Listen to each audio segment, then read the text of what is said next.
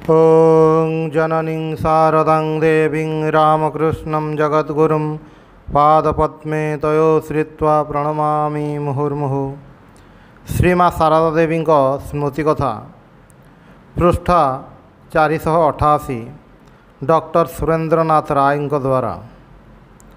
एक रविवार दिन श्री श्री माँ को दर्शन करिवार प्रबल आग्रह दिन प्राय 2:30 कलिकतार बसाघर बाहरी झाड़े भिजी उद्बोधन ऑफिस रे उपस्थित हेली। पचारि बुझिली माँ केउठाकु जाइथिले, एई क्षणी फेरिछंती, टिके डेरी रे देखा हेबो। किंतु मु विलंब सही पारिली नाही। मु देखा करिवाकु जाउछि देखि पूज्यपाद स्वामी शारदानंद मते जीवा पई निषेध कले। मोर सेतेबेले युवा बयस। हठात उत्तर देली, माँ कौन एका आपणकर? एति कही महाराज को आड़े दे ऊपर को उठीगली। ऊपर को जाई देखिली माँ विंचणारे विंची होउछंती। मु प्रणाम करिवारु माँ कुशल प्रश्न कले एवं कहिले, खूब जे झाड़नाड़ होई आछछ? उत्तर देली, बाटरे खरा और गरम थिला। माँ को हाथरू पंखाटी आनी तांको बतास करबाकू लागिली। किछि समय परे माँ को पचारिली, आज केउठाकू जाइथिले? माँ कहिले, कालीघाट। तापर कहिले, किछि प्रसाद खाओ, परे कथा हबा। प्रसाद खाई पचारिली, माँ मनुष्य और देवता मध्य पार्थक्य कौन? माँ कहिले, मनुष्य ही देवता हुए, कर्म कले सबु संभव हुए। मु पचारिली, कि प्रकार कर्म? माँ कहिले, ठाकुरंगर विधि निषेध मानी अभीष्ट देवतांक ठारे निष्ठा रखी डाकिले सबु ही हो जाए। आज आउ कथा कहि पारिली नाही, कारण जड़े दुई जण स्त्री भक्त आसीगले। मु प्रणाम करी विदाय नेबा बेले कहिली, माँ आज बड़ अन्याय करी आसीछि। सीढ़ी दे ऊपर को आसिया बेले शरत महाराज को धक्का दे आसीछि। किपरि पुणी तांको सहित देखा करिवि? मोर अपराध क्षमा करंतु। माँ कहिले, संतानर पुणी अपराध कौन? मो पुआ माने एमिति नुहंती जे अपराध धरिबे। तुमे सेथिपाई भाव नाही। ओल्हाई आसु आसु महाराज सहित देखाला। तांको प्रणाम करी क्षमा मागिली। से मो मुंडरे हाथ रखी कहिले, एही प्रकार उत्कंठा ही दरकार, एवं मते आलिंगन कले। तापरे कहिले, एबेठारु तुमको केही बाधा देबे नाही। तांकर आशीर्वाद मुंडरे नेली। एहा परठारु से मते देखिले खूब हसुथिले। आउ एक रविवार माँ को पाखरे जाई पहुँचिली। से दिन भक्त माने केही केही आसिछंती, केही आसुछंती। मु प्रणाम करिवारु माँ कहिले, टिकिए बस। से किछि प्रसाद देले। ताहा खाऊ खाऊ मु तांको कहिली, माँ गोटे दिन सुजोग होइथांता जदि अनेक समय धरी मनर सबु कथा पचारि थांती। माँ कहिले, मते तो सबु पिलांकर कथा ही शुणिबाकू हुए। हेउ गोटे दुईटा पचार, उत्तर देउछि। मु पचारिली, माँ जो माने खूब गरीब, काशी किंबा अन्य केउ धाम को जाई पारंती नाही, सेमानंकर सही प्रकार फल आउ केउथिरे हेबो? माँ कहिले, काहींकी? सेमाने दक्षिणेश्वर किंबा बेलुड गले सही फल हेबो, जदि सेपरी विश्वास थाए। जहांक पई काशी जिबा से दक्षिणेश्वर बेलुड्रे अछंती। मु पचारिली, माँ आमर कौन उपाय हेबो? माँ कहिले, तुम मानंकर भय कौन? जो माने ठाकुरंक कृपा पाइछंती किंबा तांकर कौनसी प्रकार संस्रवरे आसिछंती, सेमानंक पई ठाकुरे ही सबु करिवे। एहा परे ही प्रणाम करी विदाय नेबाकू पड़िला। अन्य दिने दुई दिनर कथबार्ता एठारे देउछि। मु पचारिली, माँ आमको जपध्यान की पद्धति रे करिवाकू हेबो? माँ कहिले, जो प्रकारे और जेमिति इच्छा हुए ठाकुरंक ठारे मन रखी करिवो, सेथिरे ही सबु मिलिवो। तुमर चिंता कौन पाई? मु कहिली, माँ चिंता नहीं, तथापि आपणक श्रीमुखरू आदेश पाइबा पाई पचारुछि। माँ कहिले, तुम मानंक पाई समस्ते अछंती, ठाकुर अछंती, मते तो देखि ही पारुछ। मु कहिली, माँ ସ୍ୱାମୀଜୀଙ୍କୁ ଓ ଠାକୁରଙ୍କୁ ଦେଖିବାର ସୌଭାଗ୍ୟ ହୋଇନାହିଁ। ମା କହିଲେ, ଭକ୍ତି ସହକାରେ ଡାକ, ସମସ୍ତଙ୍କୁ ହିଁ ପାଇବ। ମୁଁ କହୁଛି, ତୁମେମାନେ ଧନ୍ୟ ଯେ ଏ ସମୟରେ ଜନ୍ମିଛ। ଏହା ତାଙ୍କର ଲୀଳାଖେଳା ଦେଖିବାର ସମୟ। ଶ୍ରଦ୍ଧା ଓ ଭକ୍ତି ଚକ୍ଷୁରେ ଦେଖିଲେ ସବୁ ହିଁ ସହଜ ହୁଏ। ମୁଁ କହିଲି, ମା, ମନୁଷ୍ୟର ଇଚ୍ଛା ଅନୁସାରେ ହିଁ କ'ଣ ସବୁ କାର୍ଯ୍ୟ ହୁଏ ଏବଂ ଆଶା ପୂର୍ଣ୍ଣ ହୁଏ? ମା କହିଲେ, କେବଳ ସତ୍ ଇଚ୍ଛା ଗୁଡ଼ିକ ପୂର୍ଣ୍ଣ ହୁଏ। ଶ୍ରୀ ଡ୍ୟାସଙ୍କ ଦ୍ୱାରା ସ୍ମୃତି କଥା। ଶ୍ରୀ ଶ୍ରୀ ମାଙ୍କ ନିକଟରୁ ଦୀକ୍ଷା ନେବାର କିଛି ଦିନ ପରେ ଲାଲମୋହନ ଅର୍ଥାତ୍ କପିଳେଶ୍ୱରାନନ୍ଦଙ୍କ ମନରେ ସନ୍ଦେହ ହେଲା। ମୁଁ ଏହା କ'ଣ କଲି? ସ୍ତ୍ରୀ ଲୋକଙ୍କ ନିକଟରୁ ଦୀକ୍ଷା ନେଲି। ଧୀରେ ଧୀରେ ତାଙ୍କ ମନରେ ଅତ୍ୟନ୍ତ ଅଶାନ୍ତି ଆସିଲା। ପରେ ସେ ସ୍ଥିର କଲେ ଯେ ଯଦି ଦିନକ ଭିତରେ ଠାକୁରେ ଏ ବିଷୟରେ ତାଙ୍କୁ ବୁଝାଇ ନ ଦିଅନ୍ତି ତାହେଲେ ସେ ମନ୍ତ୍ର ତ୍ୟାଗ କରିବେ। ତା ପରଦିନ ପୂଜନୀୟ ବାବୁରାମ ମହାରାଜଙ୍କ ଆଦେଶରେ ସେ କଲିକତାରେ ଶ୍ରୀ ଶ୍ରୀ ମାଙ୍କ ଗୃହକୁ କ୍ଷୀର ନେଇ ଗଲେ। ମାଙ୍କୁ ପ୍ରଣାମ କରି ଉଠିବାରୁ ମା ତାଙ୍କୁ କହିଲେ, ଦେଖ, ମୁଁ ତ ତୁମକୁ ମନ୍ତ୍ର ଦେଇନାହିଁ, ଠାକୁରେ ଦେଇଛନ୍ତି। କିଛି ଦିନ ପରେ ତାଙ୍କର ପୁଣି ସନ୍ଦେହ ହେଲା। ତାଙ୍କର ମନେ ହେଲା ଯଦି ଠାକୁରେ ହିଁ ମନ୍ତ୍ର ଦେଲେ ତେବେ ହରେନ ବାବୁ ଆସି ଯଦି କହନ୍ତି ମାଙ୍କ ପାଖରୁ ଶକ୍ତି ପାଇଛି ତାହେଲେ ଜାଣିବି ସବୁ ସତ୍ୟ। ଏହାର କିଛି ଦିନ ପରେ ଉତ୍ସବ ବେଳେ ହରେନ ବାବୁ ମାଙ୍କୁ ପ୍ରଣାମ କରି ମଠରେ ଆସି ଲାଲମୋହନଙ୍କୁ କହିଲେ, ଆଜି ମାଙ୍କ ଠାରୁ ବିଶେଷ ଶକ୍ତି ପାଇଛି। ଏଥିରେ ତାଙ୍କର ସବୁ ସନ୍ଦେହ ଦୂର ହେଲା। ଥରେ ଉଦ୍ବୋଧନର ବ୍ରାହ୍ମଣ ପାଚକକୁ କିଛି ବିଶେଷ କାରଣରେ ବାହାର କରିଦେବା କଥା ହେଲା, କିନ୍ତୁ ଶ୍ରୀ ଶ୍ରୀ ମାଙ୍କ ସେବାର ଅସୁବିଧା ହେବ ବୋଲି ସେଠାକାର ଅଧ୍ୟକ୍ଷ ତାକୁ ବାହାର କରିପାରୁନଥିଲେ।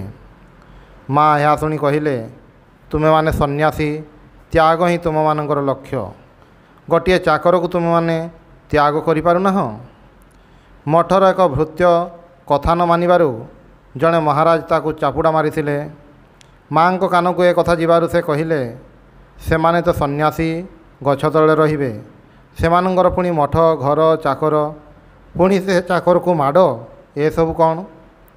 ବ୍ରଜେଶ୍ୱରାନନ୍ଦ ଉତ୍ତରାଖଣ୍ଡରେ ତପସ୍ୟା କରିବାକୁ ଯିବେ ବୋଲି ମାଙ୍କର ଅନୁମତି ଆଣିବାକୁ ଯାଇଥିଲେ। ମା ଏହା ଶୁଣି କହିଲେ, ଏବେ କାର୍ତ୍ତିକ ମାସ, ଯମର 4 ଦୁଆର ଖୋଲା। ମୁଁ ମା ହୋଇ କେମିତି ତୁମକୁ ଏ ସମୟରେ ଯିବାକୁ କହିବି? ଜଣେ ଅତି ଗର୍ହିତ କର୍ମ କରିଥିଲା, ତାକୁ କଠୋର ଦଣ୍ଡ ଦେବା ପାଇଁ ମାଙ୍କୁ କେହି କେହି କହିଥିଲେ। ମା ସେଥିରେ କହିଲେ, ମୁଁ ଯେ ମା, ମୁଁ କିଭଳି ସେମିତି କଥା କହିବି?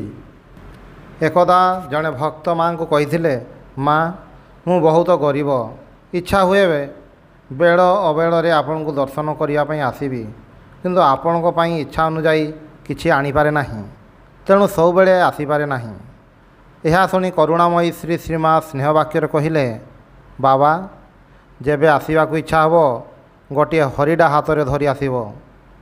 ଜଣେ ଭକ୍ତ ମାଙ୍କୁ ଦର୍ଶନ କରିବାକୁ ଯାଇଥିଲେ। ମା ପଚାରିଲେ, ତୁମେ କ'ଣ ମୋ ପାଖରେ ଦୀକ୍ଷିତ? ଭକ୍ତ କହିଲେ, ହଁ ମା।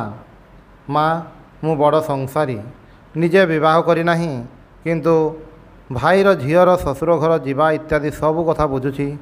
ମୋର କ'ଣ ହେବ ମା? ମା କହିଲେ, ଦେଖେ। ଏହା କହି ବକ୍ଷ ସ୍ପର୍ଶ କରିବା ପାଇଁ ହାତ ବଢ଼ାଇଲେ।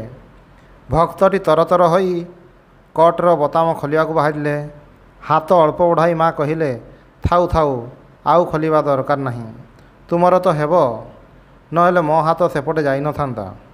ମୋର ତ ନିଜର କୌଣସି ଜିନିଷ ଦେଇନାହିଁ, ଠାକୁରଙ୍କ ଦେବା ଜିନିଷ। ନହେଲେ ତ ତାଙ୍କୁ ଆସିବାକୁ ପଡ଼ିବ। ମୁଁ ତ ବାବା ବ୍ୟବସାୟ କରିବାକୁ ବସି ନାହିଁ। ଦେଖ ନା, କାର୍ତ୍ତିକକୁ ତା'ର ଗୁରୁ ପାଗଳ କରିଦେଲେ, ଭଲ କରିପାରିଲେ ନାହିଁ, ମନ୍ଦ କଲେ। ଜଣେ ତ୍ୟାଗୀ ଭକ୍ତଙ୍କ ମାତା ପୁତ୍ରକୁ ସଂସାରକୁ ଫେରିଆସିବା ପ୍ରସ୍ତାବ ଶ୍ରୀ ଶ୍ରୀ ମାଙ୍କ ନିକଟରେ କହିବାରୁ ମା କହିଲେ, ତ୍ୟାଗୀ ପୁତ୍ର ଗର୍ଭରେ ଧାରଣ କରିବା ଅତ୍ୟନ୍ତ ସୌଭାଗ୍ୟର କଥା। ଲୋକେ ଗୋଟିଏ ପିତ୍ତଳ ଗିନାର ମାୟା ତ୍ୟାଗ କରିପାରନ୍ତି ନାହିଁ, ଆଉ ସଂସାର ତ୍ୟାଗ କରିବା କ'ଣ ସହଜ କଥା? ତୁମେ ତାହାର ମା, ତୁମର ଚିନ୍ତା କ'ଣ? ସାଧୁ ହେଲେ ମଧ୍ୟ ସେ ତୁମମାନଙ୍କର ସେବା କରିବ। ଠାକୁରଙ୍କର କଥା ପ୍ରସଙ୍ଗରେ ମା ଜଣେ ଭକ୍ତଙ୍କୁ କହିଲେ, ବାସ୍ତବିକ ସେ ଭଗବାନ ଜୀବ ଦୁଃଖରେ ଦେହ ଧାରଣ କରି ଆସିଥିଲେ। ରାଜା ଯେପରି ଛଦ୍ମବେଶ ଧରି ନଗର ଭ୍ରମଣ କରିବାକୁ ଯାଆନ୍ତି, ଟିକିଏ ଚିହ୍ନା ପଡ଼ିଗଲେ ହିଁ ପଳାଇ ଆସନ୍ତି। ଶେଷଥର ଜୟରାମ ବାଟିରେ ରାନ୍ଧୁଣିଆ ବ୍ରାହ୍ମଣୀ ରାତି 9ଟାରେ ଆସି କହିଲା, କୁକୁର ଛୁଇଁ ଦେଇଛି, ସ୍ନାନ କରି ଆସେ। ମା କହିଲେ, ଏତେ ରାତିରେ ସ୍ନାନ କର ନାହିଁ, ଗୋଡ଼ ହାତ ଧୋଇ ଲୁଗା ବଦଳେଇ ଦିଅ। ବ୍ରାହ୍ମଣୀ କହିଲା, ତାହା କେମିତି ହେବ? ମା କହିଲେ, ତେବେ ଗଙ୍ଗାଜଳ ଛିଞ୍ଚି ନିଅ। ସେଥିରେ ମଧ୍ୟ ତାହାର ମନ ସନ୍ତୁଷ୍ଟ ହେଲା ନାହିଁ। ଏହାପରେ ମା କହିଲେ, ତେବେ ମୋତେ ସ୍ପର୍ଶ କର। ନବାସନ ଗାଁରୁ ଜ୍ଞାନାନନ୍ଦ ମଝିରେ ମଝିରେ ନାନା ପ୍ରକାରର ଖାଦ୍ୟ ପ୍ରସ୍ତୁତ କରି ଜୟରାମବାଟି ନେଇ ଯାଉଥିଲେ। ବାଟରେ ଗୋଟିଏ ଗାଁର କେତେଗୁଡ଼ିଏ ଲୋକ ତାଙ୍କୁ ସର୍ବଦା ସେପରି କରିବା ଦେଖି ଆଶ୍ଚର୍ଯ୍ୟ ହେଉଥିଲେ। ଦିନେ ତାଙ୍କ ଭିତରୁ ଜଣେ କହିଲା, ଆହା, କେଡ଼େ ମୋହରେ ହିଁ ପଡ଼ିଛି। ଜ୍ଞାନ ଯାଇ ମାଆଙ୍କୁ ଏକଥା କହିବାରୁ ମା ଉତ୍ତେଜିତା ହୋଇ କହିଲେ, ଦେଖ ବାବା, ଏମାନେ ହେଉଛନ୍ତି ସଂସାରୀ ଜୀବ, ନରକର କୀଟ। ଏମାନଙ୍କର ଥାକ ଅଲଗା। ଏମାନେ ବାରମ୍ବାର ଆସିବେ ଆଉ ଯିବେ, ସଂସାରରେ ପଡ଼ି ପଚିବେ। ଯଦି କୌଣସି ଦିନ ଭଗବାନଙ୍କର କୃପା ହୁଏ ତେବେ ମୁକ୍ତ ହେବେ। ଜଣେ ଗୃହସ୍ଥ ଶିଷ୍ୟ ମାଆଙ୍କୁ ପଚାରିଥିଲେ, ମା, ମୁଁ କାୟସ୍ଥ, ଠାକୁରଙ୍କୁ ଅନ୍ନଭୋଗ ଦେଇପାରିବି କି? ମା କହିଲେ, ବାବା, ତୁମେ ତାଙ୍କର ସନ୍ତାନ, ଅନ୍ନଭୋଗ ଦେବ, ସେଥିରେ ଦୋଷ କ'ଣ? ସ୍ୱଚ୍ଛନ୍ଦରେ ଦେଇପାର। ଢାକାର ଶ୍ରୀଯୁକ୍ତ ପୀତାମ୍ବରନାଥ ଜୟରାମବାଟିରେ ମାଆଙ୍କ ଘରର ପିଣ୍ଡାରେ ବସି ମାଆଙ୍କ ସହିତ କଥା ହେଉଥିଲେ। ମା ଘର ଭିତରେ ଥିଲେ। କହିଲେ, ବାବା, ଘର ଭିତରେ ଆସି ବସି କଥା ହୁଅ। ଭକ୍ତଟି କହିଲେ, ମା, ମୁଁ ଏଇ ବାରଣ୍ଡାରେ ବସୁଛି, ମୁଁ ହୀନ ଜାତି। ମା ତାକୁ କହିଲେ, କିଏ କହିଲା ତୁମେ ହୀନ ଜାତି? ତୁମେ ମୋ ପୁଅ, ଘରେ ଆସି ବସ। ଦିନେ ଉଦ୍ବୋଧନରେ ମାଆଙ୍କର ଅପାର କରୁଣାର ପ୍ରସଙ୍ଗ ଆଲୋଚନା ହେଉଥିଲା। ଜଗିନ୍ମା ହସି ହସି ମାଆଙ୍କ ଆଡ଼େ ଅନାଇ କହିଲେ, ମା, ଆମକୁ ଯେତେ ଭଲ ପାଉଥିଲେ ମଧ୍ୟ ଠାକୁରଙ୍କ ପରି ନୁହେଁ। ପିଲାଙ୍କ ପାଇଁ ତାଙ୍କର କେତେ ବ୍ୟାକୁଳତା, କେତେ ସ୍ନେହ ଦେଖିଛି, ତାହା କହିହେବ ନାହିଁ। ମା କହିଲେ, ତାହା ହେବ ନାହିଁ? ସେ ସବୁ ବଛା ବଛା ପିଲା କେତୋଟିକୁ ନେଇଛନ୍ତି, ତାହା ପୁଣି ଅନେକ ପରୀକ୍ଷା କରି। କିନ୍ତୁ ମୋ ପାଖକୁ ପିମ୍ପୁଡ଼ି ଧାଡ଼ି ଭଳି ଠେଲି ଦେଇଛନ୍ତି। ଶ୍ରୀ ଶ୍ରୀ ଠାକୁରଙ୍କ ପ୍ରସଙ୍ଗରେ ମା ଦିନେ କହିଲେ, ଠାକୁରେ ଯେ ଏତେ ତ୍ୟାଗୀ ଥିଲେ, ତଥାପି ମୋ ପାଇଁ ତାଙ୍କର କେତେ ଚିନ୍ତା ଥିଲା। ଦିନେ ମୋତେ ପଚାରିଲେ, ତୁମର କେତେ ଟଙ୍କା ହେଲେ ହାତ ଖର୍ଚ୍ଚ ଚଳିଯିବ? ମୁଁ କହିଲି, ଏଇ 5-6 ଟଙ୍କା ହେଲେ ହିଁ ହୋଇଯିବ। ତାପରେ ପଚାରିଲେ, ତୁମେ ରାତିରେ କେତେ ପଟ ରୁଟି ଖାଅ? ମୁଁ ତ ଲାଜରେ ମରୁଛି, କେମିତି କହିବି? କିନ୍ତୁ ସେ ବାରମ୍ବାର ପଚାରୁଛନ୍ତି, ତେଣୁ କହିବାକୁ ପଡ଼ିଲା, ଏଇ 5-6 ପଟ ଖାଏ। ରାଧୁ ଦିନେ କ୍ରୁଦ୍ଧ ହୋଇ ମାଆଙ୍କୁ କହିଲା, ତୁ କ'ଣ ଜାଣିଛୁ? ସ୍ୱାମୀର ମର୍ମ ତୁ କ'ଣ ବୁଝିଛୁ? ମା ଏହା ଶୁଣି ହସି ହସି କହିଲେ, ତାହା ଠିକ୍ ଗୋ, ମୋ ସ୍ୱାମୀ ତ ଥିଲେ ଲଙ୍ଗଳା ସନ୍ନ୍ୟାସୀ। କେଶବାନନ୍ଦ କଥା ପ୍ରସଙ୍ଗରେ ମାଆଙ୍କୁ ଦିନେ କହିଲେ, ମା, ଆପଣମାନଙ୍କ ପରେ ଷଷ୍ଠୀ, ଶୀତଳା ପ୍ରଭୃତି ଦେବତାଙ୍କୁ ଆଉ କେହି ମାନିବେ ନାହିଁ। ମା କହିଲେ, ମାନିବେନି କାହିଁକି? ସେମାନେ ତ ମୋର ହିଁ ଅଂଶ। କେଶବାନନ୍ଦ ଆଉ ଦିନେ ମାଆଙ୍କୁ କହିଲେ, ମା, ସମ୍ଭବ ହେଲେ ଗାଁର ଲୋକଙ୍କର ମତିଗତି ଭଲ କରିଦିଅନ୍ତୁ, ନହେଲେ ମୋର କାର୍ଯ୍ୟର ନିଶା ଛଡ଼ାଇ ନିଅନ୍ତୁ। ଗଢ଼ିବାକୁ କେହି ନାହିଁ, କିନ୍ତୁ ଭାଙ୍ଗିବାକୁ ଚାହୁଁଛନ୍ତି।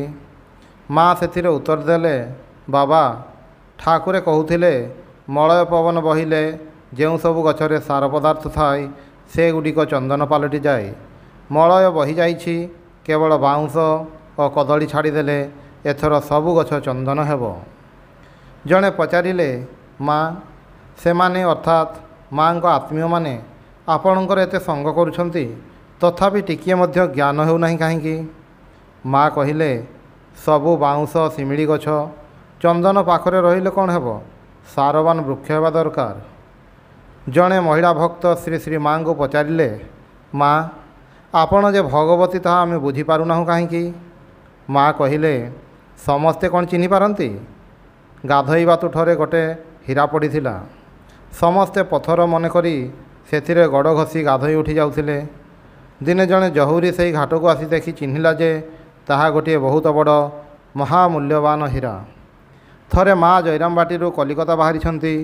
ଏପରି ସମୟରେ ସୂର୍ଯ୍ୟମାମୁଙ୍କ ମା ଆସି କହିଲେ, ମା ଶାରଦା ଆମକୁ ଭୁଲିବ ନାହିଁ, ପୁଣି ଆସିବ। ମା ନିଜ ଘର ଭିତରେ ଭୂମି ସ୍ପର୍ଶ କରି ପ୍ରଣାମ କରି କହିଲେ, ଜନନୀ ଜନ୍ମଭୂମିଶ୍ଚ ସ୍ୱର୍ଗାଦପି ଗରୀୟସୀ। ଅତ୍ୟନ୍ତ ଅପ୍ରତ୍ୟାଶିତ ଭାବରେ କୌଣସି ଏକ ବିଶିଷ୍ଟ ଧନୀ ପରିବାର ପକ୍ଷରୁ ଜଣେ ଭକ୍ତ ଯୁବକର ବିବାହ ପ୍ରସ୍ତାବ ଆସିଲା। ସେମାନେ ପ୍ରଚୁର ଟଙ୍କା ଦେବାକୁ ରାଜି ଥିଲେ। ସେହି ଟଙ୍କାରେ ଯୁବକର ପ୍ରାୟ ସମସ୍ତ ଜୀବନର ଅର୍ଥାଭାବ ଦୂର ହୋଇପାରିଥାନ୍ତା। ଯୁବକ ସେତେବେଳେ MA ପାସ୍ କରି ଗୋଟିଏ ସ୍କୁଲରେ ହେଡ଼ମାଷ୍ଟର ଚାକିରି କରୁଥିଲେ।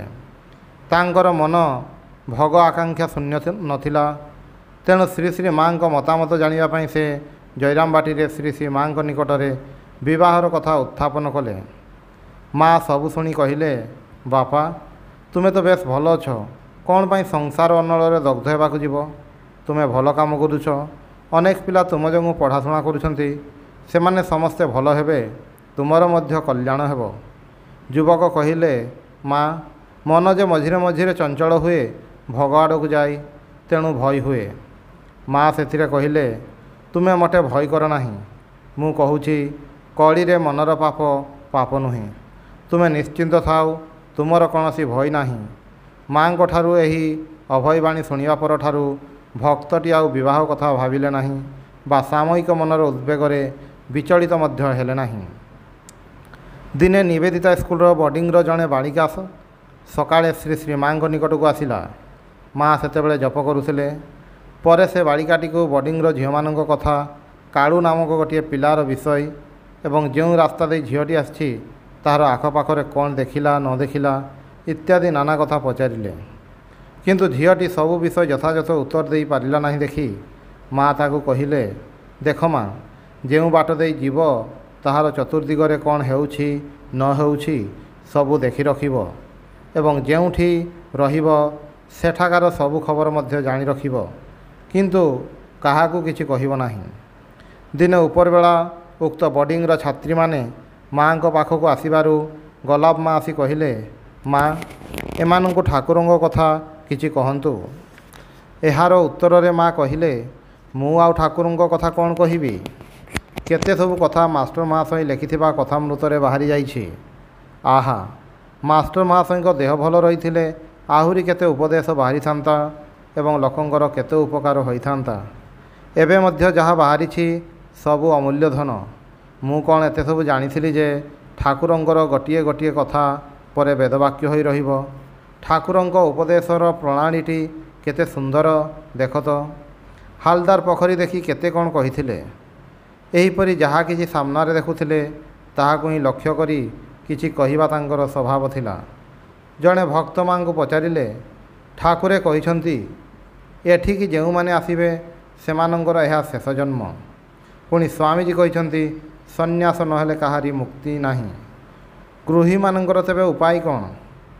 ମା ତଦୁତ୍ତରରେ କହିଲେ, ହଁ, ଠାକୁରେ ଯାହା କହିଛନ୍ତି ତାହା ଠିକ୍, ପୁଣି ସ୍ୱାମୀଜୀ ଯାହା କହିଛନ୍ତି ତାହା ମଧ୍ୟ ଠିକ୍।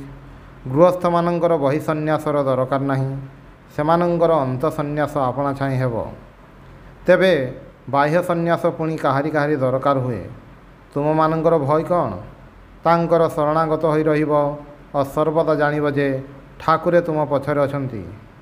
1910 ଖ୍ରୀଷ୍ଟାବ୍ଦରେ ଜୟରାମବାଟିରେ ସାଧନ ଭୋଜନ ପ୍ରସଙ୍ଗରେ ମା ଜଣେ ତ୍ୟାଗୀ ଭକ୍ତଙ୍କୁ କହିଥିଲେ, ସକାଳ ସନ୍ଧ୍ୟାରେ ବସିବ ଏବଂ ମୁଣ୍ଡ ଥଣ୍ଡା ରଖି ଜପଧ୍ୟାନ କରିବ। ଏହାଠାରୁ ମାଟି କାଟିବା ସହଜ କାମ। ଠାକୁରଙ୍କର ଚିତ୍ରପଟ ଆଡ଼େ ଦେଖାଇ କହିଲେ, ତାଙ୍କ କୃପା ନହେଲେ କିଛି ହିଁ ହେବ ନାହିଁ। ଆଶ୍ରମ କାର୍ଯ୍ୟରେ ବ୍ୟସ୍ତ ରହିଲେ ନିୟମିତ ଜପଧ୍ୟାନ କରିବାରେ ବିଘ୍ନ ଘଟିପାରେ। ଏ କଥା କହିବାରୁ ମା କହିଲେ, କାମ ଆଉ କାହାର? କାମ ତ ତାଙ୍କରି। ପ୍ରସଙ୍ଗତ ଆହୁରି କହିଲେ, ଏହାପରେ ମନ ହିଁ ଗୁରୁ ହୋଇ ଉପଦେଶ ଦେବ। ମା ଥରେ କଥା ପ୍ରସଙ୍ଗରେ କହିଥିଲେ, ମୁଁ ସତ୍ଙ୍କର ମା, ପୁଣି ଅସତ୍ଙ୍କର ମଧ୍ୟ ମା। ସେ ଆଶ୍ରିତ ସନ୍ତାନଗଣଙ୍କୁ କହୁଥିଲେ, ତୁମମାନଙ୍କର ଚିନ୍ତା କ'ଣ? ଓଂ ନିରଞ୍ଜନଂ ନିତ୍ୟମନନ୍ତରୂପଂ ଭକ୍ତାନୁକମ୍ପାଧିତ ବିଗ୍ରହଂ ବୈ ଈଶାବତାରଂ ପରମେଶମେଢ୍ୟଂ तं ରାମକୃଷ୍ଣଂ ଶିରସା ନମାମି।